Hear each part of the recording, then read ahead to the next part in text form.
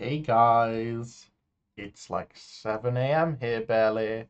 I just woke up and turns out there's like a million, billion, trillion new replay codes that have just um, come uh, to hit the Scrimbuck Stock Exchange. And well, here we are. So today I'm gonna look at the London Vancouver codes. I think we have Bringsbro to start with. I don't know how coherent I'm gonna be today. I haven't looked at these codes in advance, so this is gonna be very much first impressioning. Um, but yeah, I think let's just have some fun with it today, huh? Look, what's the worst that could happen? All right. Yeah, so I mean, it's King's Row. We have a Brawl Mirror. Um, on this meta, that's pretty much what I'd expect. A lot of Team Saints and Twisted Minds come to mind, play this like way more spammy, divey-ish kind of version. The one that, really sticks out is Twisted Minds, very, very aggressive, like spam dive with the Diva, the Doom, or Junker Queen, with then either like an Ashe or an Echo Pharah. Um, and that seems to be like the main counter comp that teams have been finding to this composition. But I don't necessarily think that London will be running that because they have Hardy. But Vancouver over here could definitely try it. They've got Sugar Free, who's pretty good on those types of heroes, and they've got Punk, who's a diva player. So that might be something that they lean into. For now, though, they are opting into the rush. I think we'll probably see a Spire swap here, but I'm not sure to what because Sugar Free is actually the one who would be playing the May here. So we can kind of take a look and see what he swaps to. For London, though, they have this very, very classic, setup of Rush. They are still employing their Lucio May, Cass Bap, and then the floating Reinhardt split, it looks like. We can see if that kind of survives. I think this right here from Admiral is a lot of scouting, seeing what they're on. That is unfortunate. um, yeah, that's really rough. I don't think anybody scouted that they had the Widow because Spire played kind of far back, it looks like. Um, but Widow does come out. Widow gets her pick. So kind of the idea of the London comp then is to play around the May walls and during the late fights around the May left click. The left click still does about 100 damage per second, still hard slows, um, and it still cleaves. So if you can, get a May wall and then in the chaos kind of slip away into the backline, start cleaving at 3 people, get looked at, hit shift, ice block, simple. The Rhine can then come in and really hard peel that with a charge, while the rest of the team still has their range that can follow up. And it just means that the Reinhardt gets a free entry because they stop looking at him for a second, and it means that Sparker on Cassidy gets free off angle because they stop looking at him because there's a screaming German man and a crying Chinese woman right inside of them. So we'll see. Okay. Vancouver here, they have swapped over to this very spammy variant of the comp. They've got the double sniper asterisks with Hanzo and Sojan. And now they've got these 2 snipers in particular are really good on King's Row because the biggest thing you have on King's Row is these like short vertical high grounds, and these are super easy for both Hanzo and Sojourn to access. And there's so many of them, right? Like you can have your Sojourn here, your Hanzo over here, just creating this monstrous 180-degree crossfire directly onto the point. And there's very, very, very little that the Spitfire can do about that if that is allowed to happen. So basically, Vancouver's trying to play slow, play second, play for the like spam angle engages, and then London here is trying to look for an aggressive wall to try and you know, kill their point pressure, because you can do whatever you want with these angles, but if you don't have the point pressure to follow it up, all Spitfire needs to do is hide here and repeatedly spawn camp punk. So it's really, really bad now then for London that they have lost their May, because that's like their primary win condition. So what we're going to see now is we're going to see Sugar Free. He's going to start wrapping all the way around point here, like this, all the way around, get his nice little angle over here. Meanwhile, the Spire's going to come back from spawn, take where he is now, or like over here maybe, and meanwhile, Punk, Blueberry, and Blackberry, which I forget who they are at the moment. We can have a quick look at that. Alright, that is Faith and Crimzo, respectively. So yeah, we can kind of just assume that unless Sparker kills like 3 here, or if they can maybe like spawn camp the Sojourn, unfortunate they do not. Here we go, we start seeing this crossfire being taken, and now it's just really, really, really hard for London to do fucking anything. We can just like see how this plays out. Backbone needs to do a masterclass here from behind Sugar Free. It's very hard. Sugar Free gets to shoot for free at Hardy.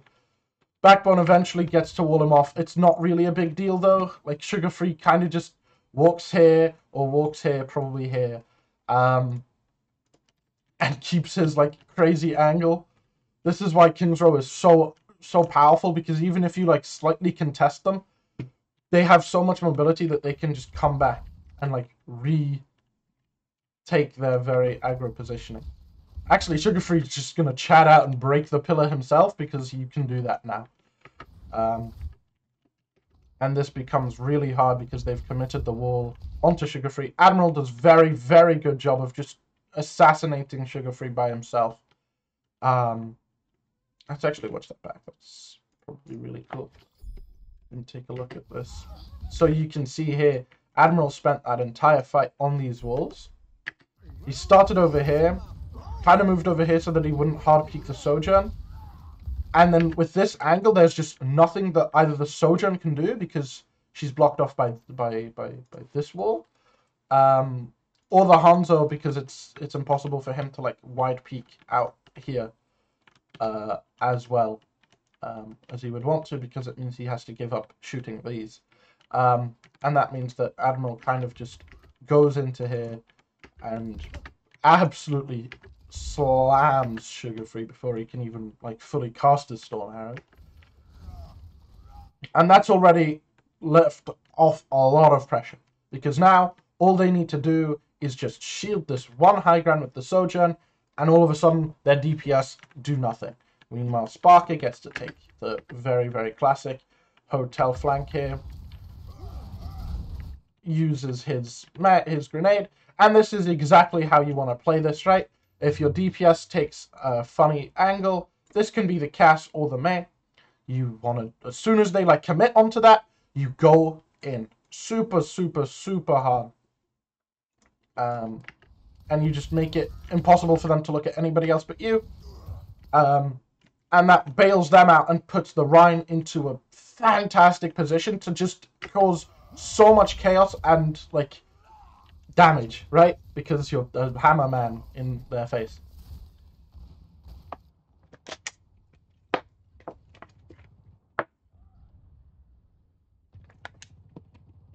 Alright. So London are now, I think, a little bit more familiar with how they're going to try and play this comp. Vancouver, will see how they try to mix this up. They might send a Spire, it looks like, through Hotel here, while the rest of the team like really rushes through here. And that's not necessarily bad. A Spire kind of wants to build his railgun before you do that, and that could be something nice. If not, you might even send like more of the team up here. You know, they could like take this rotation around and about there. But we'll see what they do. They're all here. They're just gonna walk. Okay. Yeah, looks like they're just gonna try and do the exact same thing.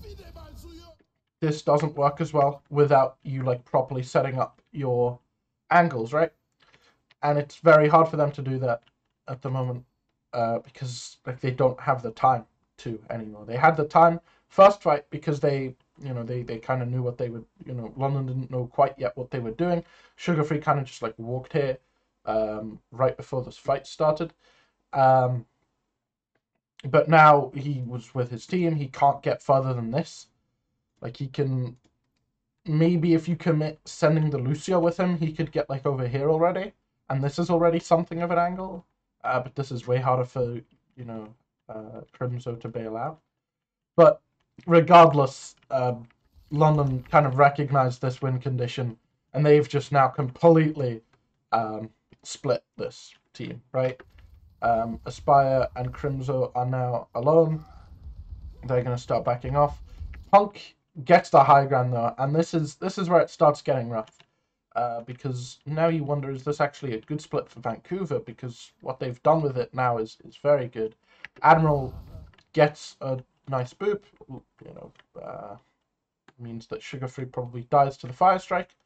And that's very good. That means it's really, really easy for London to convert this now. And now they're just going to try to get out. That's a great pick from Crimso, though. It's probably the worst pick he could have gotten because Lucio's probably the fastest back, but it's a nice pick.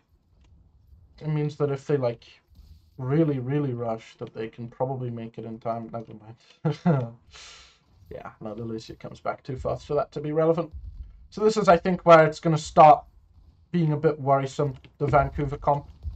Because Sparker is just better at controlling this room than all of the DPS on Vancouver.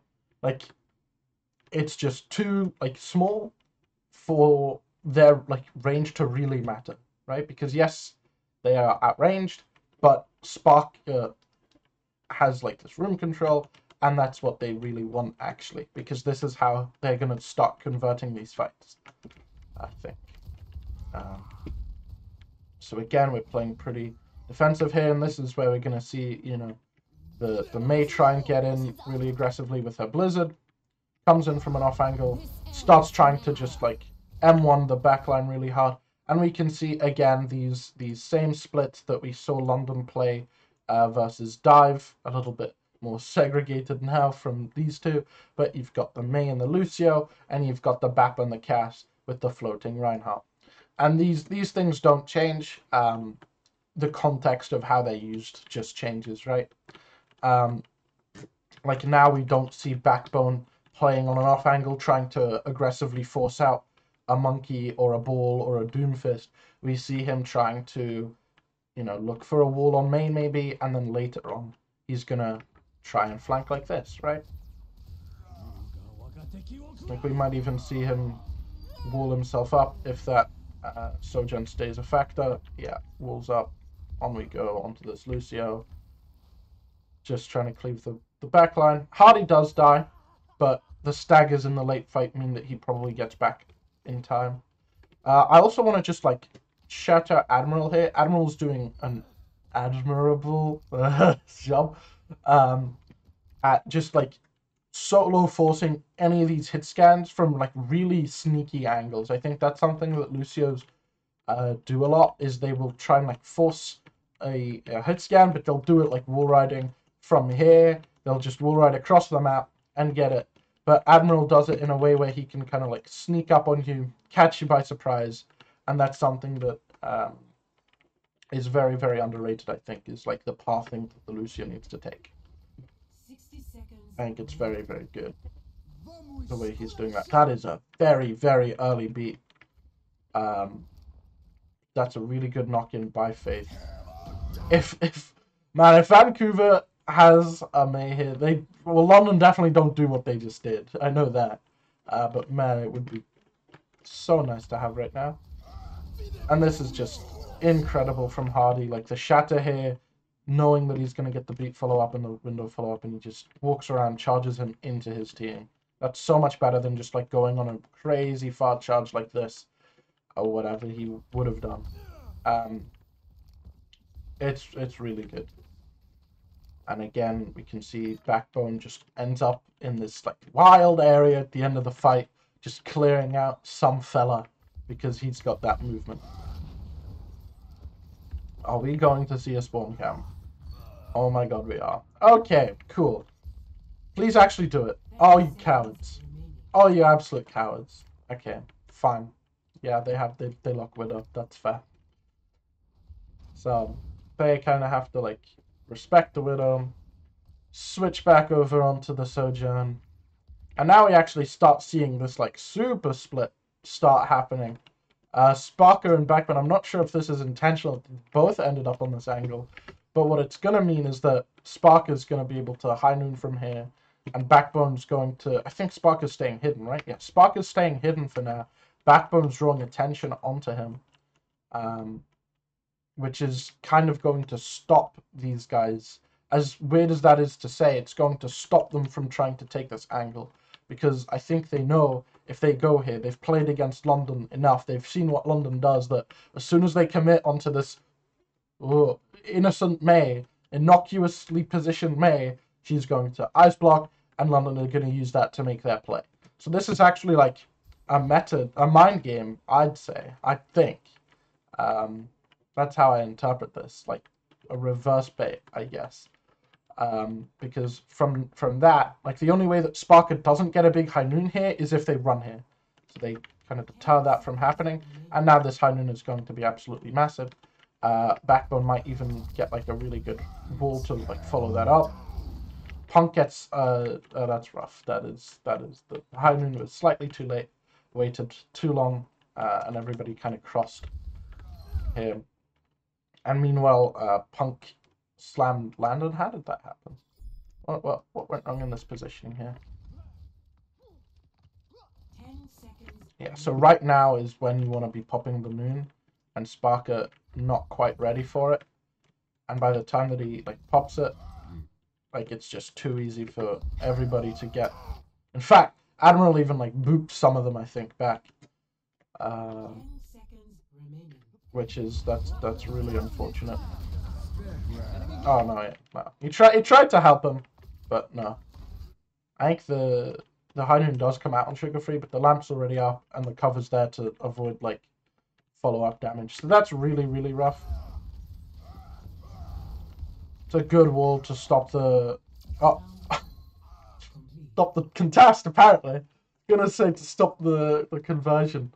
But wow, that is a one full hold from our friends at the London Spitfire. Okay.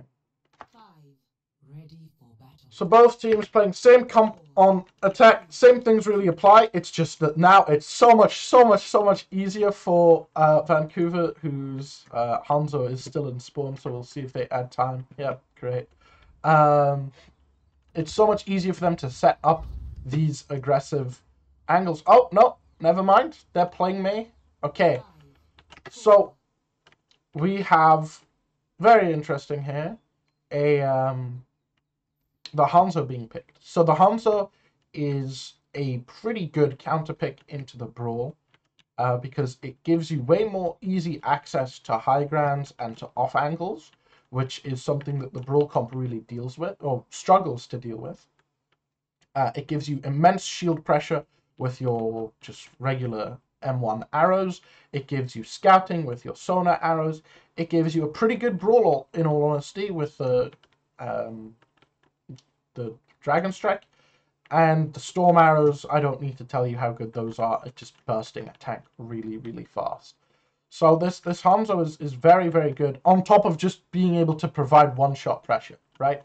There's a lot of reasons why this Hanzo is good. I haven't even listed all of them, I don't think. But those are some of the main ones, at least to me. I think this Hanzo is so good versus the Brawl.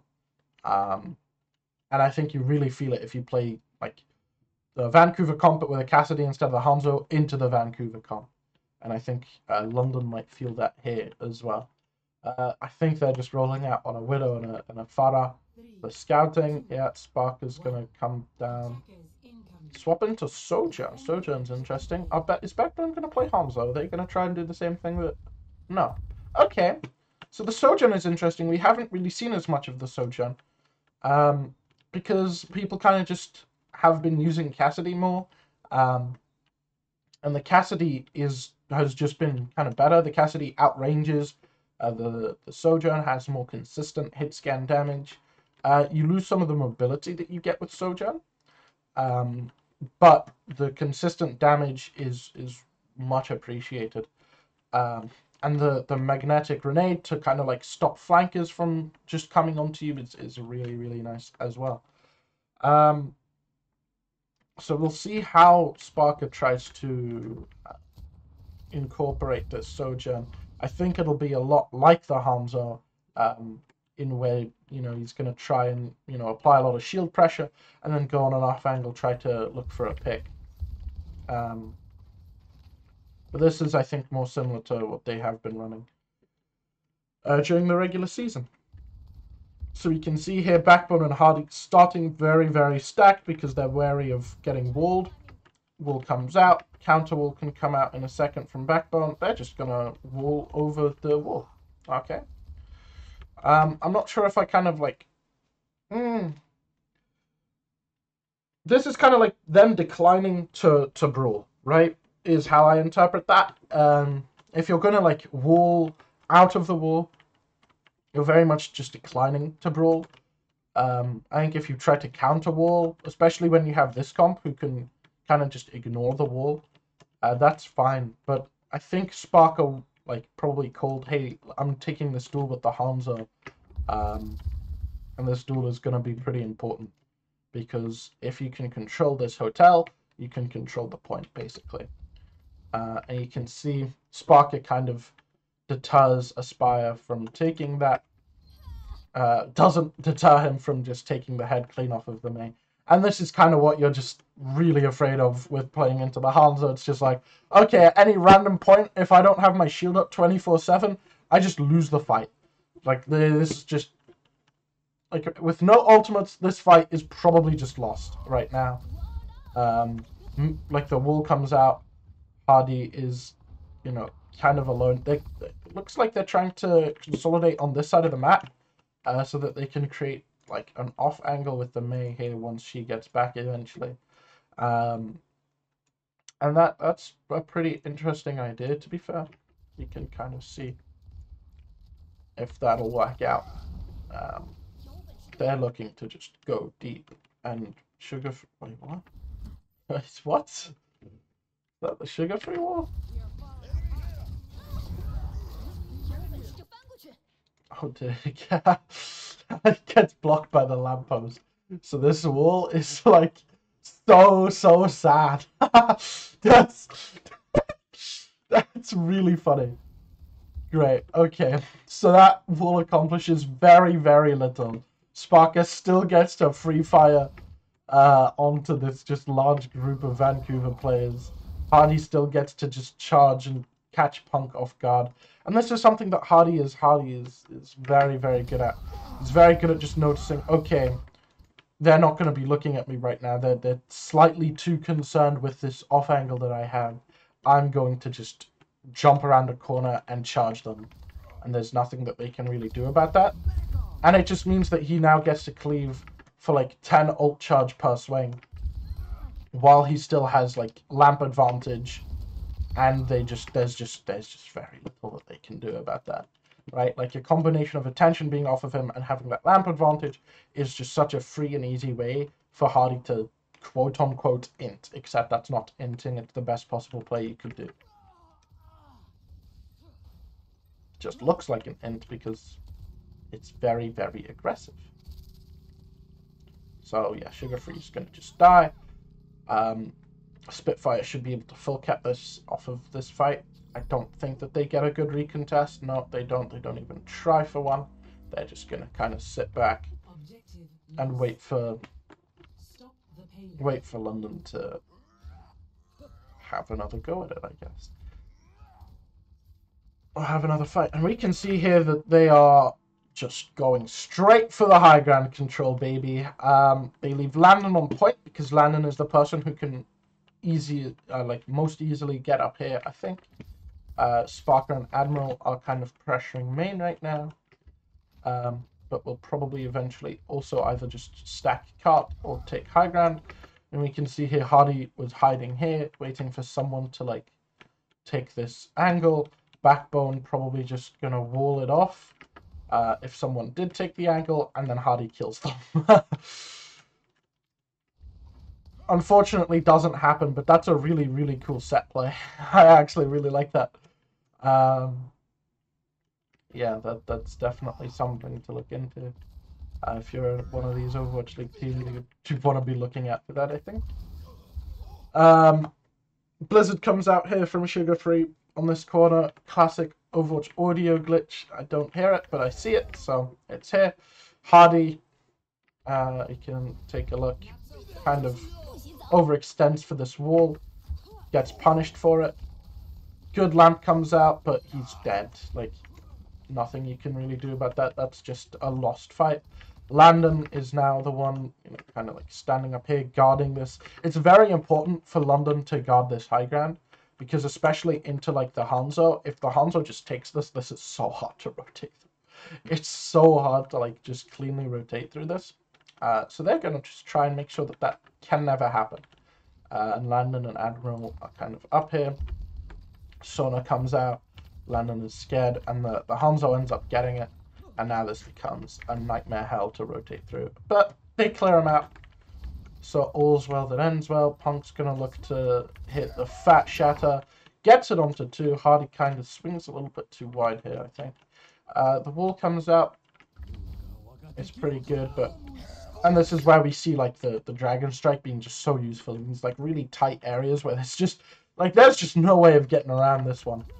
You just kind of have to either, like, eat it and go through, or sit back and, like, wait for it to be over. They have beat, so they can do the first one, but it's hard. And here we see, like, fight devolves into chaos. Where's Backbone going to be? Ding, ding, ding. That's right. In the enemy backline, cleaving loads of people with his M1. Beat comes out, so he kind of has to retreat. But in a second, you'll probably see him take that exact same flank. Or not, because they all leave. Alright. So now London get to have this, like, very, very aggressive forward hold. We've been seeing Sparker kind of just, like, play like a Sojourn would. There's nothing been too, like, special or shocking about the Sojourn. I think the Sojourn kind of provides you the balance between the Cassidy and the Hanzo, where you still threaten for, like, aggressive one-shots, you still threaten for, like, off angles, but you also have that, like, consistent M1 damage that Cassidy has, and a little bit better at, like, the anti-flank stuff with the E. I don't know. I still don't know what it's called. That's a good defensive wall. Not good enough. Like, the Blizzard in this matter, it's just Blizzard kind of just means that the Reinhardt will usually die if he gets caught in it. There's not much you can do about it. And I think London played around that really well. Crimzo going for a Crimzo play. Let's take a look at how he plays this. The windows in the backline. He's going to start taking very, very aggro fight. And this basically means that Punk can come back from spawn, like, full force. And they lose a very key player in Sparker there. And they lose attention, right? Like, it forces Hardy to do something like that to get past the choke, but that also means that a spy gets to free fire onto people. So Hardy's just behind them now, I think. He's just going to wait for his charge to come back off cooldown, and then he's going to charge back into the fight. He tries to catch Faith, but Faith marks it very well. So I think that's a really, really good play from Crimzo. Like, he has some really good game sense there to be able to pull that off, and then the mechanics to follow up and kill Sparker. Very, very good work. And that's the value that these, like, flank windows can still get you, right? You just lose so much attention. It would have been nicer if they, stopped the cart from capping, but, technically, like, soft winning the fight is pretty good too, because now it means that London can't just immediately send, Backbone or Sparker up here, and they have to settle for not having high ground, which is really, really rough into this Hanzo. So Hardy manages to die. The Blizzard comes out, so the Reinhardt dies. Sparker gets a pick though. He doesn't manage to convert his other rail charge into a second one, but Backbone is definitely in. We're definitely looking at a very messy fight happening. Landon windows there. I'm not entirely sure I agree with that. It's a little bit rough, but it's good for zoning. Gets you a little bit more cart progress, but yeah, that's kind of... This is one of the reasons Hanzo is very, very oppressive now, is because he gets these like high grounds that are like very good for controlling the space. Like this high ground on King's Row 3rd lets you see the entire map.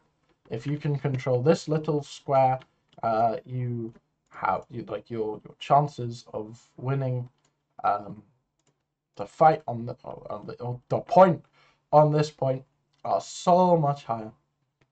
It's really, really oppressive, and London don't have as easy of a way to get up here because Sparker's cooldown is like 6 seconds or whatever it is, but Aspire doesn't have a cooldown for getting up here. He just needs to use his passive.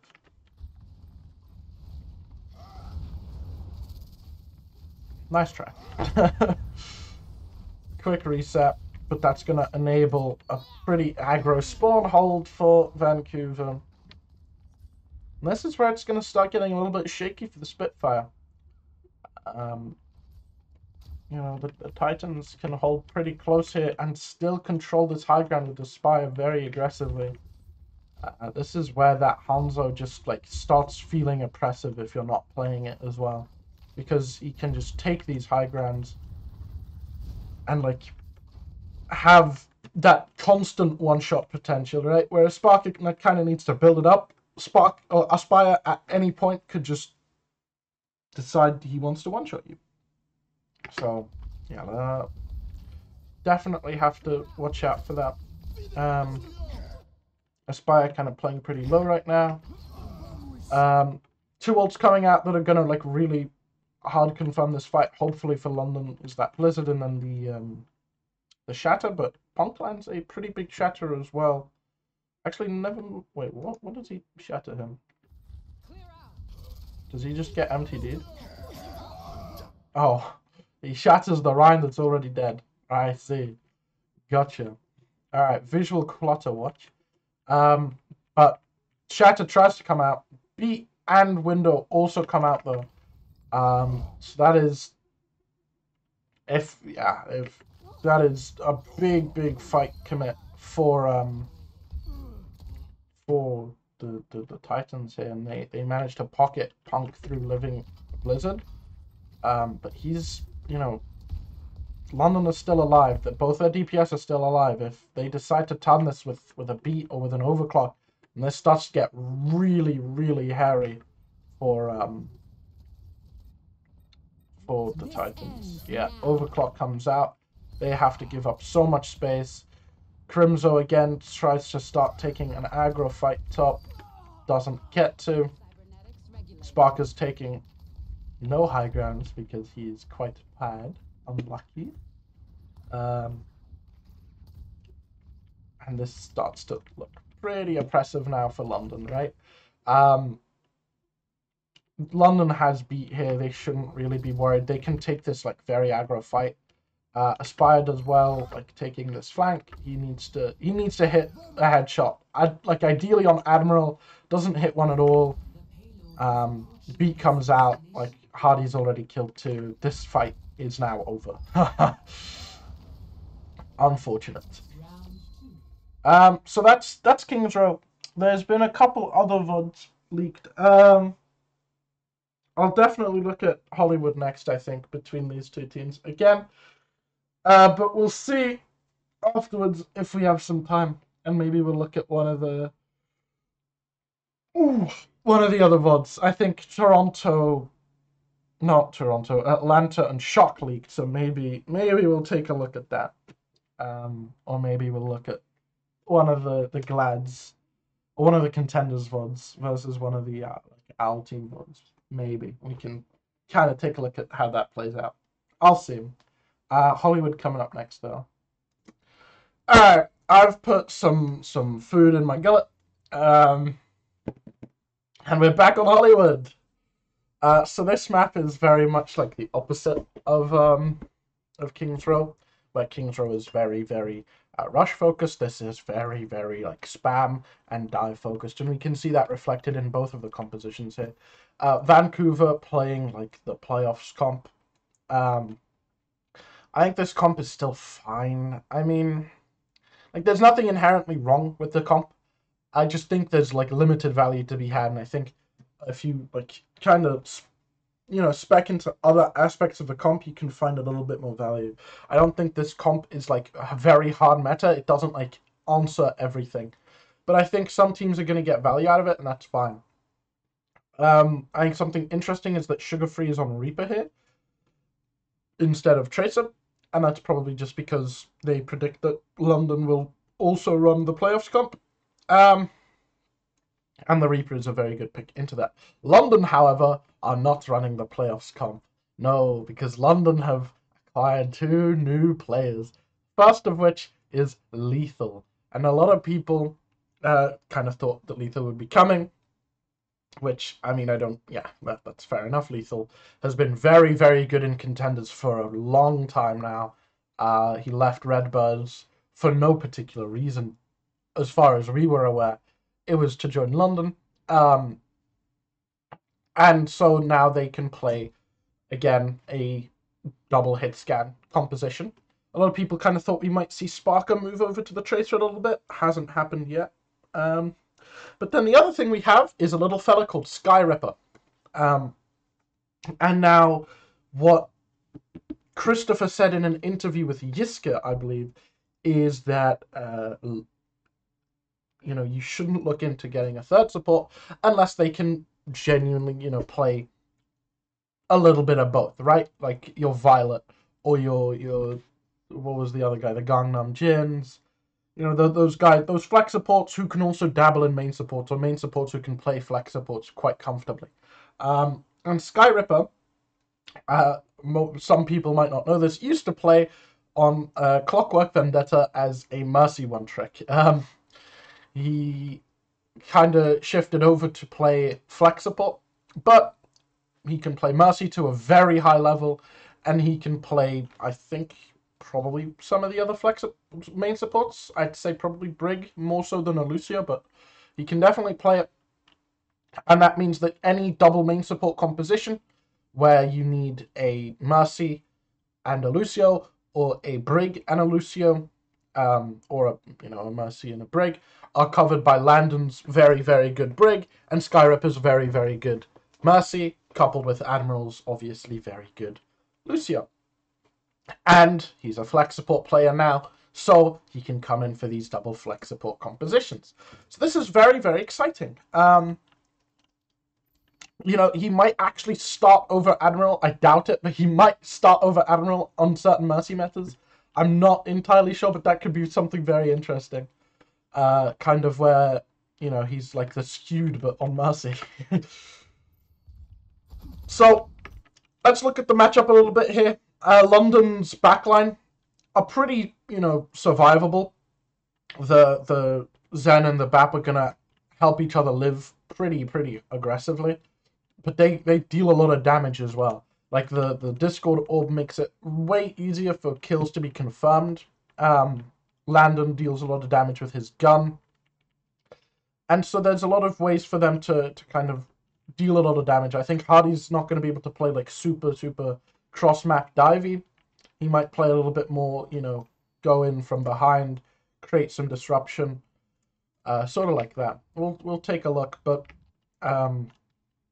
for Vancouver, their win condition is going to be a lot more centered around, can we force out this ball, and then can we go onto this backline, and can we convert those kills onto the backline. The backline might actually want to play a little bit more split than we might think that they usually would.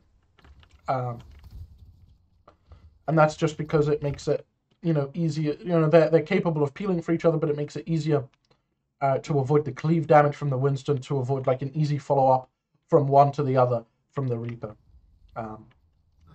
So that might be something that we see. Wow. Okay, let's... Punk just dies immediately. Gets scouted by Lethal. This gets pinged for sure. Wow. Just a 5-orb, I think. Is that to the face here? 5-orb to the face. And roll through. Takes him to half. Sparker builds up his gun.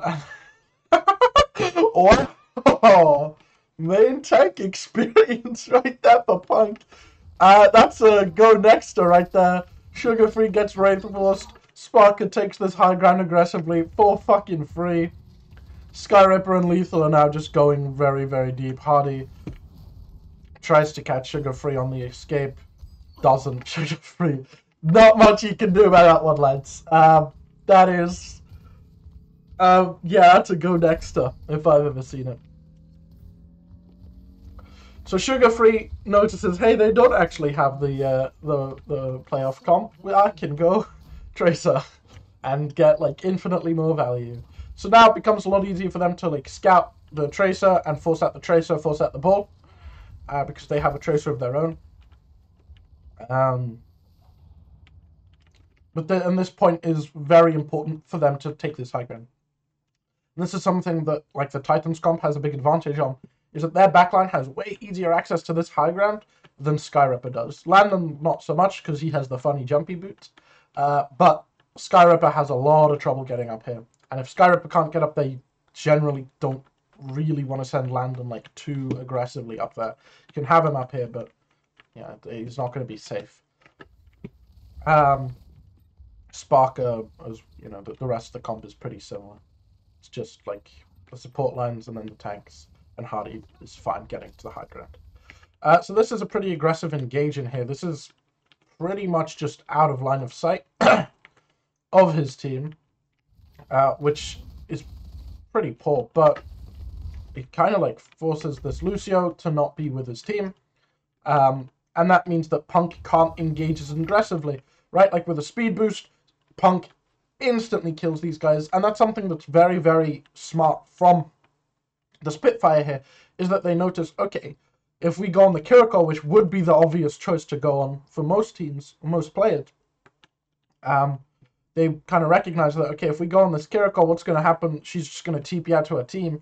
But the Lucio can't simply TP. The Lucio has trouble getting like out of this situation and is very, very essential to closing this distance, right? After the initial jump to close the first bit of distance, Skyripper and Landon are going to start instantly kiting. They kited the wrong way from each other, and it means that Sugar Free gets the easy follow-up, but Punk isn't able to leave his bubble still, right? So they trade out 1-for-1 supports. And that's honestly kind of fine, right? Like, as the Spitfire, you're kind of just fine with that. Especially because you trade out, again, that Lucio. Now, the jump, this is a bit scary, but, you know, if Landon can live that, yeah, can. Pug, just unable to survive.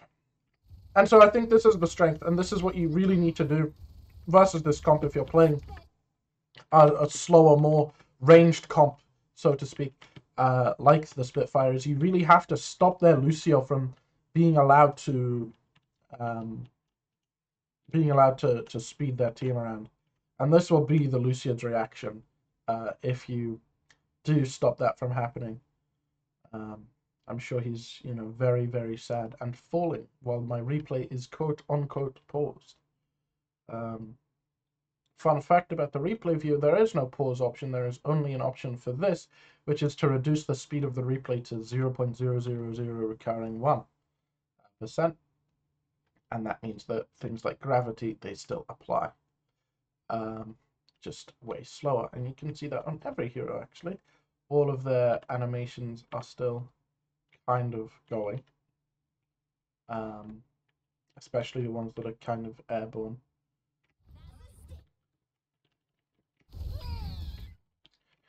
Sugar-free lands the stick onto Hardy. Makes it a lot harder for them to convert this fight, but it, you know, should still be pretty easy. Landon and Skyripper now are kind of stuck on the cart. You're very happy letting Landon go on this cart here. Because, you know, he has the access to the high ground. And this is, by the way, also a good reason why you would pick the BAP here over the Ana. It's because you have so much more ease of access to this high ground. Like, it's kind of insane how easy to access this, like, these high grounds are for BAP.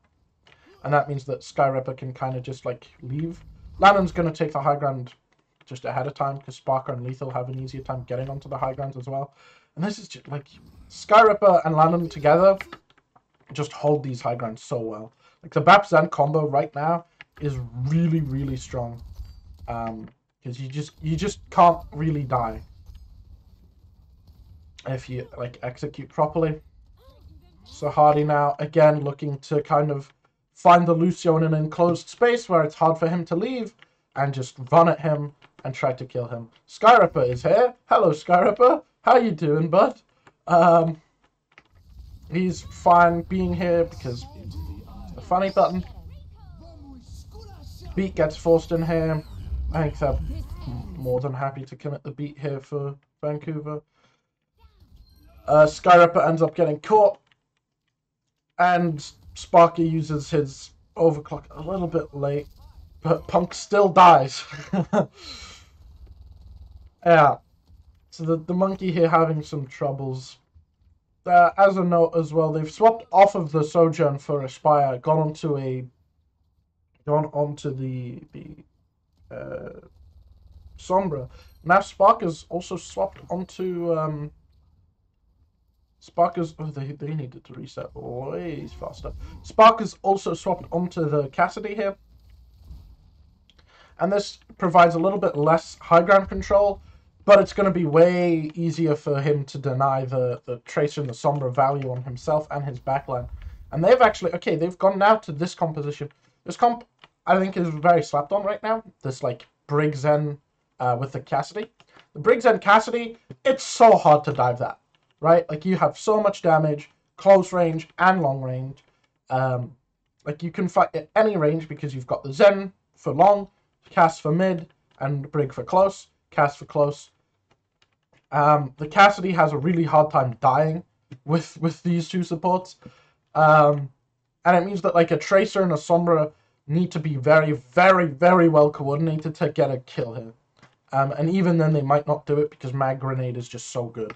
Or at the very least they'll, like, trade out. Like, it's very hard to, like, chain 3 kills together on this backline. What? Was Aspire, like, spy checked? Ah, he hacks Hardy on the engage.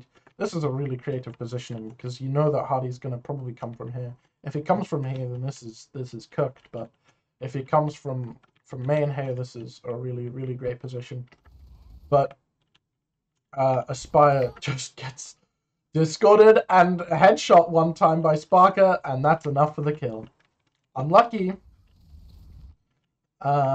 I think a couple orbs must have hit him as well, but yeah, that's just the kind of, like, burst damage we're dealing with here. And these guys are just kind of going to get to bully their way wherever they want to go. Sparker seems to just want to, like, walk main, which is, yeah, that's something you can do with this, like, backline. And that's kind of what it takes to kill the Zen. Is he's already half, and then he gets run at by the Tracer from here, and the monkey coming in. Landon just barely, I don't think he sees the... Oh, if we go back a little bit, I don't think he... No, he doesn't get the pack off onto Skyripper, and that's kind of why he dies. I think if Skyripper gets the pack, he lives that, to be honest. Or at least for a little bit longer. But Landon, unfortunately, misses it. So, yeah, that's unfortunate. But this is the really nice part about, like, the flexibility of this backline. Like, even though these are two flex supports, they can play almost any combination of supports in the game, except for, like, a Lucio, probably. I don't know, maybe Skyripper's good at Lucio too, but not as far as I'm, like, aware. So Hardy is taking this high ground. Lethal's gonna try and get in behind them. Oh, gets spy checked by something. I don't know by what, but something. Like clocks him. A spy is going to look for an aggro EMP dive here, I think. And we can see that, like, I think this is really rough. I'm not entirely sure, like, what the goal is right now for them. Like, this backline is pretty passive, and Hardy and Lethal seem to be trying to get a very aggressive dive off. Maybe they're just trying to, like, force a brawl on cart here, with the backline. That's, like, what it looks like, I guess. Then as they're rotating, they're going to go for the, like, big slam engage. Yeah, I think here we go. We're going to start seeing it come out now that they've kind of rotated into position. And this is kind of what happens, right? Like, this backline can simply walk this entire way, and there is just nothing that Vancouver can do about that. Like, they have to jump this, probably with EMP, and even then they might not get a kill. Because the ball will just, like, slam you defensively, and it becomes really hard. Here comes the EMP. Something will probably die here because the backline ends up a little bit split. Yeah, there goes both supports, actually. Not much you can really do about that. The EMP is very, very strong. If you don't have, like, one of your support ults to try and, like, counter that, there's, yeah, very little you can do. Skyripper has Trank there. Maybe they win. Pretty unfortunate. But now they have 5 ults, which they can use aggressively. Beat Kitsune and Pulse Bomb on the other side for the Titans. So London are still going to need to put a lot of care into, like, which ults they use, because this could end up, like, going really bad for them. Lethal is just cross-map from Hardy right now. Hardy, again, going for this rollout where he can get the boop off from high ground. London uses rally pretty early. Mines come out. So this early rally is going to, like, really help them get to these, like, fights. It's going to make it even scarier to try dive them, because now this Zen has, like, 300 HP. Not much you can do about that. Yeah, it's just kind of rough. Kitsune comes up. Lethal and Hardy get the... Again, this is the same thing that's happened before, right? Where they notice that, hey, Faith is, like, kind of slacking a little bit. Like, they poke out Faith. Faith has to go back, and then they just death chase down Faith. Because Faith is, like, realistically the thing that's going to let them engage these fights, right? Like, Punk will not be able to close the distance as well as he wants to on these guys, or disengage as well as he wants to, without Faith. So Faith is very important to kill, which they do. And that makes the fight way easier on them. That's very impressive from London to, like, poke out Faith, force him to kind of hide, and then just hard chase the Lucio and kill it.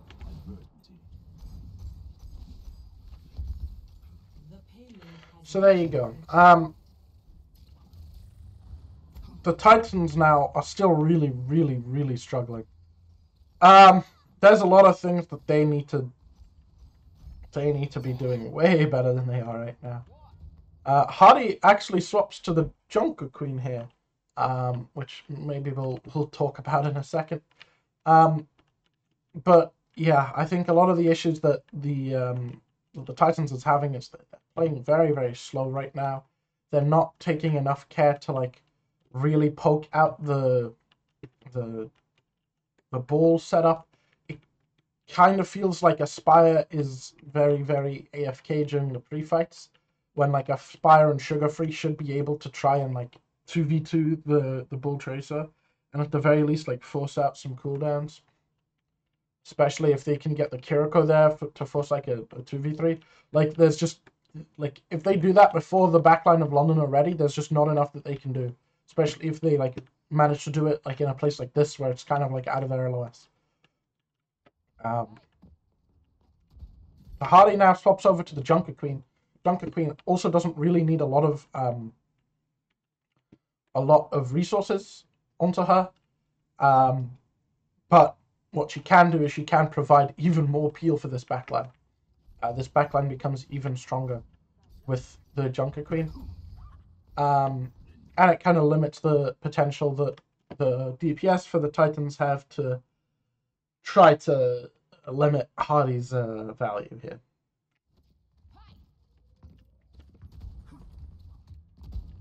So Hardy's now going to be controlling the slow ground. Meanwhile, the Titans are trying to take some angles on him from above. Lethal doesn't have time to set up.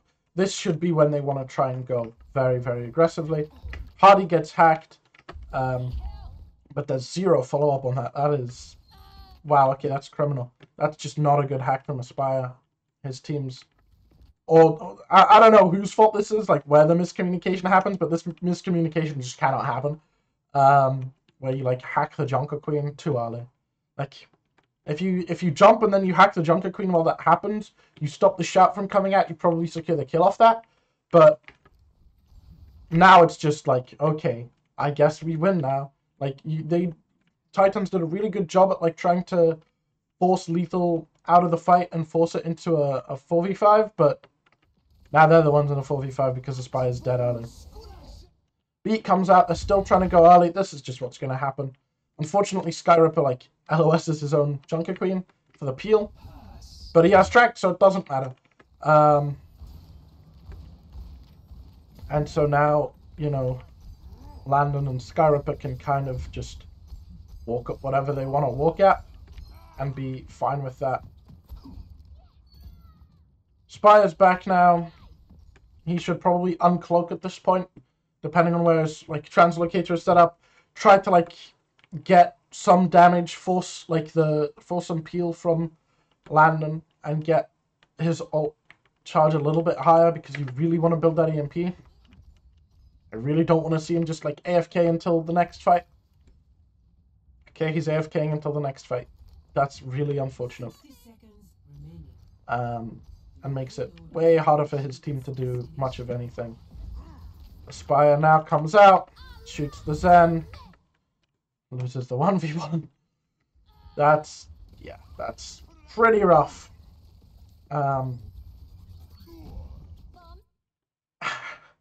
Skyripper kind of just frags out.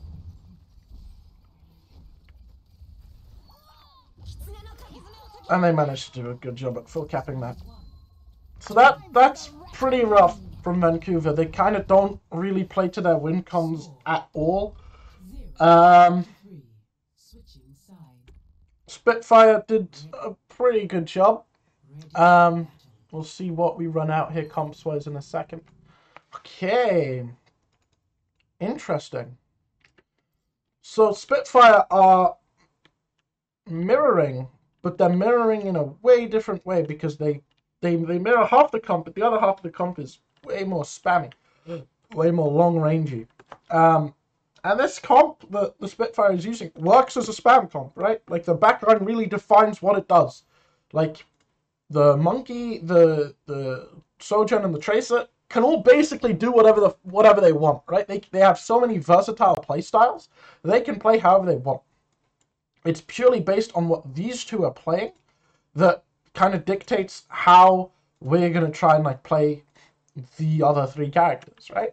Because the Titans have Kiri Lucio, they're going to be playing very, very rush focused. They're going to go in all the time. They can't really play too slowly. But we've got, you know, the Spitfire over here has double flex support. They have the Zen and the Bat. And that's going to mean that they can play way more at range, right? They can play, like, further. They can control high grounds better. And we can see that they can probably do a way better job at surviving a dive. I think Hardy and Lethal are still going to try and capitalize on this Lucio. And, like, force peel when Punk really wants to go aggressive. That's pretty unfortunate for Sparker that he doesn't get to take this high ground back. And we can see that they're just going to let them stage. They don't really care about going on the rotations just yet. Lethal is providing a little bit of pressure, but we can see here, Hardy knows that, you know, from this rotation, they're going to go all the way around here, and then from like around here, Punk's going to go jump, and the rest of the team needs to follow up. And during that phase, Hardy's going to go and target this fella. Faith, probably. So let's see how that goes. Oh no, they're just going to try and... I don't think that's the right play at all. I think that is dumb. You kind of can't, like, follow, like, double down, or like, double back on taking this peel fight. Because if they can cross this gap too easily, it becomes very, very hard. Especially with where Skyripper was playing. He wasn't really, like, ready to live for that. And now from this position, you kind of just can't do anything. Because, you know, the Titans have kind of controlled this entire area. Aspire really should have taken this time to set up here. But I think he will with his next slide anyway. Lethal is like the only person that's not currently like stuck in this room. But Sugar Free can mark him like very, very easily. And that means that there's not really a way, unless Lethal or Sparker can find just a crazy pick, that London can get out of Cafe here. Hardy's going to jump out, but he's going to leave the rest of his team to die. That's really unfortunate. He's going to leave the rest of his team kind of to die. Has to come back after he finds very little value. Lethal taking high ground now.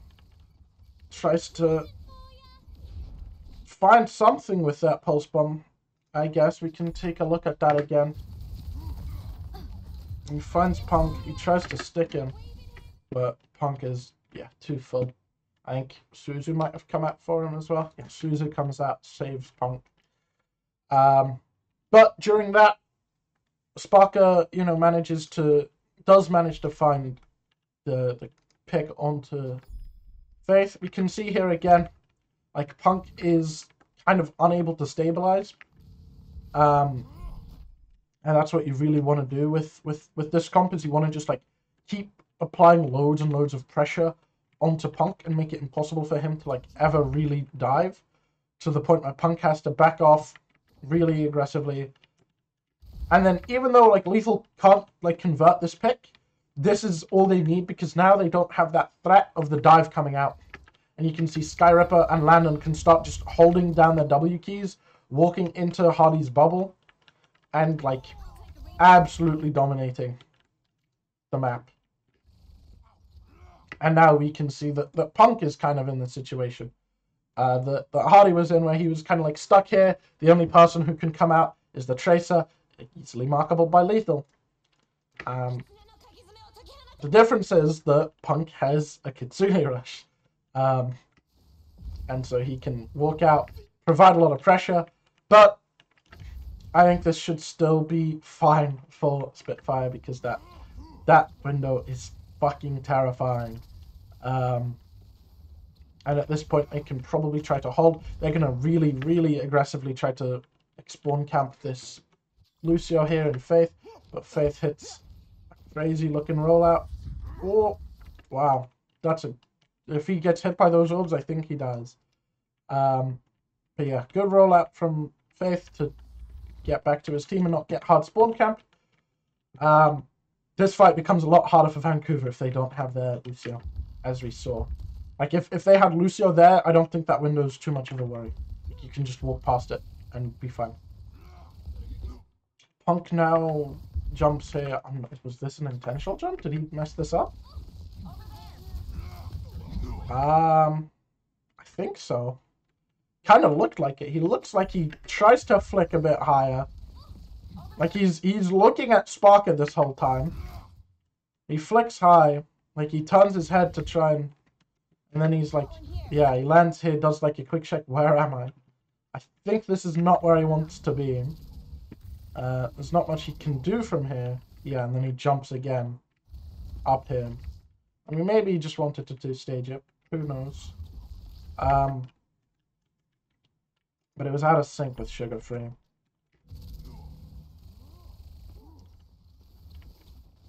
And this becomes like a really, really messy fight now.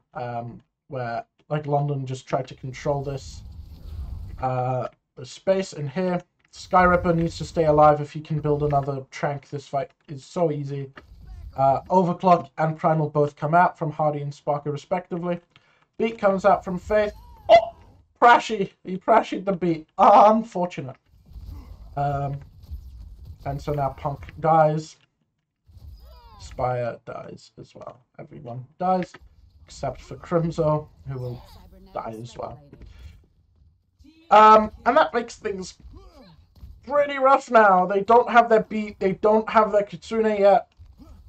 London has, you know, they have their Trank, so they're not too afraid necessarily of the overclock, because it can't like hard one shot anymore. So it, you know, you probably heal up in time.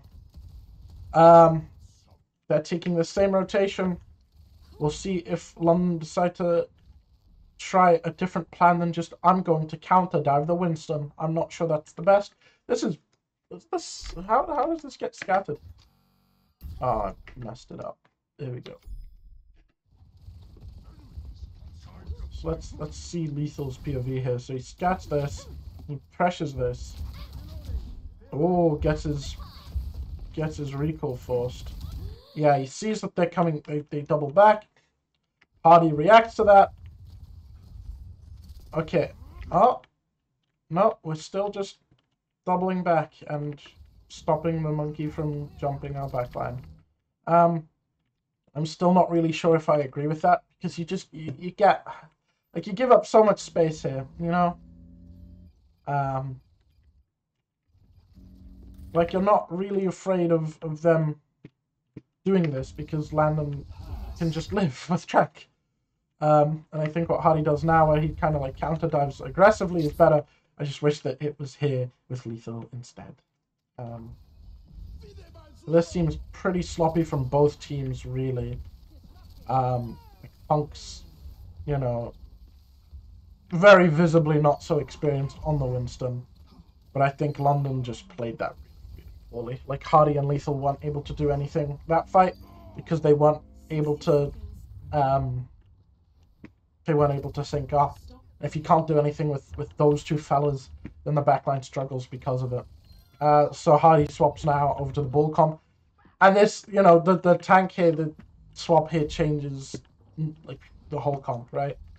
Because now all of a sudden, like, Lethal and Hardy are way more concerned about, like, controlling the map. And they can do stuff like that. It's just, that's really nice. I want to watch that back. That is really nice from Hardy. A great, like, grapple spot. Lets him boop, like, both of the supports off. Get a great slam onto the disgorged Aspire. There's just nothing you can do about that. That's a fantastic engage. And yeah, that's just an easy fight win now for London, which means that it's an easy forward hold, which means that it becomes way harder for Titans now to try and convert this. Sparker playing on this, like, off high ground, kind of where Aspire was playing on the Sombra, if you remember. And this is gonna just be, like, very hard for the Titans. They kind of want to get onto the backline. That's not really possible, so you have to kind of, like, slowly inch forward the cart, slowly, like, ever so slightly, like, destroy their map control. Because right now, like, this line that London has, and then, like, just controls this, like, entire space, right? All of this space is just London territory. They need to, like, slowly push out this ball, then slowly push out the Tracer, then slowly push out the Sojourn, so that this, like, I'm gonna draw in a different color, that this, like, oppressive line kind of has to slowly move back. And if you have to move back, like, two of the dots, then this last dot becomes way easy to isolate, because this line, it doesn't cover as the space as well, right? Like, this dot eventually has to just go back and become a dot over here, and this has to be the line. And this line is way worse. This is a way worse one.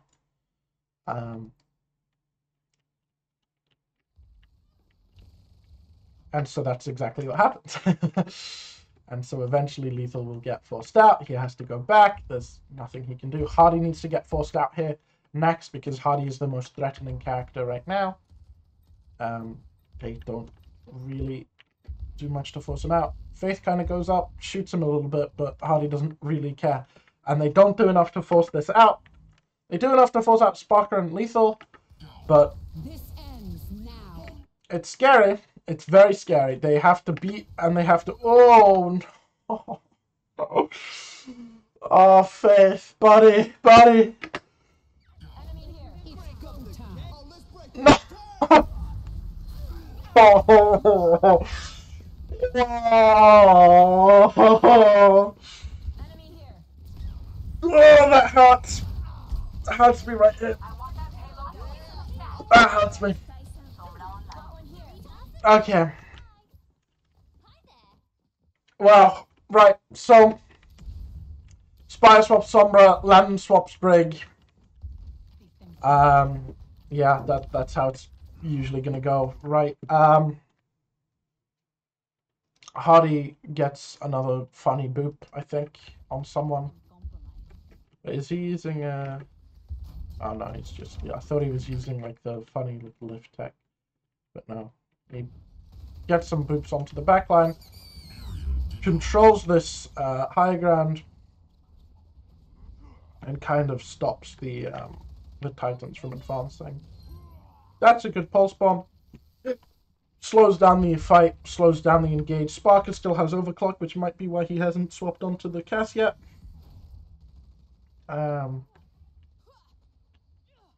London, Lethal, Skyripper all go top. They're just gonna do the exact same thing that they have been doing, where they have the very defensive backline, very spammy backline on the back high ground, very hard for them to do anything against, and they're gonna have like their aggressive frontliners try to play very aggressive. Pretty simple stuff. Hardy, however, and this is what happens when you're like, when your front line of defense, as I like to call it, kind of gets moved back, right? Like, I think the biggest issue right now is just how far away they are from each other, right? Like, this line is a very stretched line, and there's not really like a middle aggregator here that can like bounce around and help the other two like parts. But this line being so stretched means that it's easy to like pull at, and it's easy to just push through for the Titans. And that's what happens. Like, Lethal has to kind of back away because like Hardy goes to try and help him. But this is where the mistake comes. Like, he crosses this barrier again, rather than going like back here to keep helping Lethal.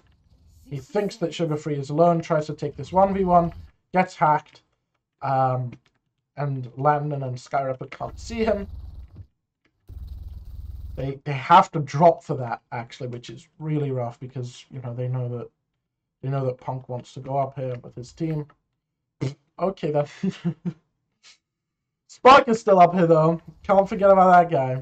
My bad, little bro. Won't happen again. Kitsune Rush comes out onto this backline. They don't really care. They're going to wait a little bit, force them out of the bubble, and then they're going to trank once it gets scary.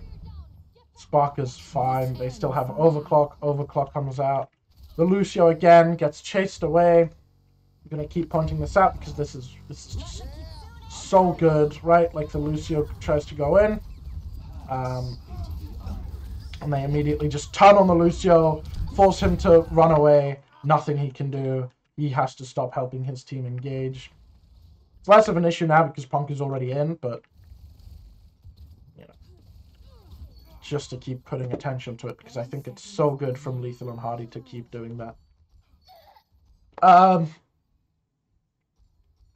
now it becomes pretty rough for the old chaps of the Vancouver Titans. Overclock is over. Spark is going to swap on to the Cassidy for the reasons we talked about earlier, mainly just so that he can dominate space a little bit easier with his backline, and so that he can like stop the Tracer and the Sombra from engaging on them without their monkey. Hardy's just kind of dominating the cart right now. Lethal and Hardy again. Now this is way better because now if they commit onto Hardy, Lethal can come and help a lot easier than he could earlier, and they're gonna start moving back together. Sparker still just pops someone from long range. What a player that guy is. Sparker's got 2. Punk dies, and I think that's about it for the Vancouver Titans' chances of winning this map. Pretty sloppy start from London there, all things considered, and then the Vancouver Titans just kind of got out-comped, I think, but London played like the Bull Tracer matchup versus the Winston dive so well, like so beautifully well. I really enjoyed watching that. Yeah, I might. There's so many codes that got leaked. This is about an hour-long recording now, so I'm probably not gonna record any more of them now. But let me know if you want any other ones. I can look into trying to do some of those. But thanks for watching. Really enjoyed the support on the last one of these. Yeah, maybe I'll make this like more of a regular thing than it is right now. I really wanted to look at these because it's London. I quite like London. And yeah, I thought I may as well. So yeah, thanks for watching. Bye bye.